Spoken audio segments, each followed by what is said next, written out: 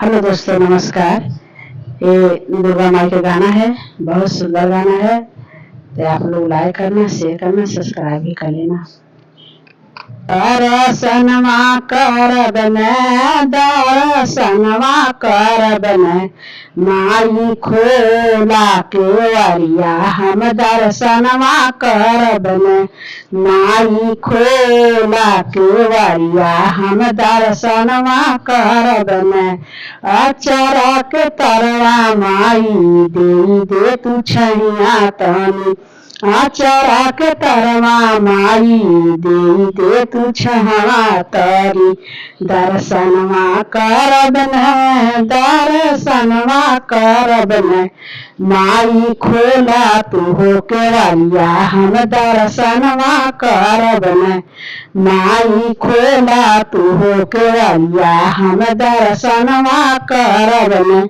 अढ़उल के फूलावा चूड़िया चुनरी लाइनी, अढ़उल के फूलावा चूड़िया चुनरी लाइनी, माई के ओढ़ावाली लाल की चुनरिया हम, माई के ओढ़ावाली लाल की चुनरिया हम।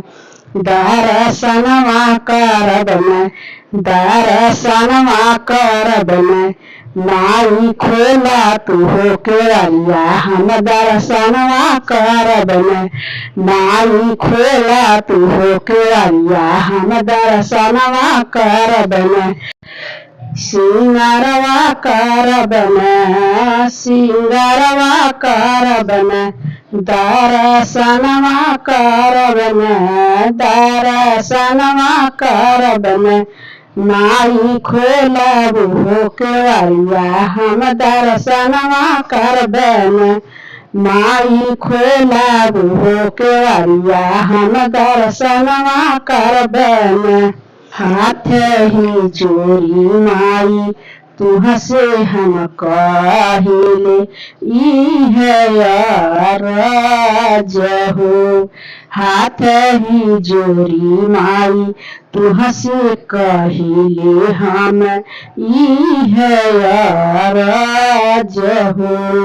सिरवा झुकावली जयंती माई के चरनिया में, सिरवा झुकावली जयंती माई के चरनिया में।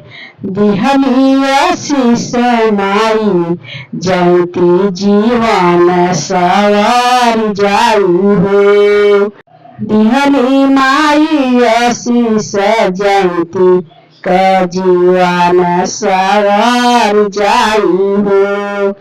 भजन करवाली कीर्तनवा करवाली हो, दर्शन करे अइली माई के हो, दर्शनवा करे अइली, दर्शनवा करे अइली, माई खोला केवरिया हम दर्शनवा करी हो, माई खोला केवरिया हम दर्शनवा करी हो।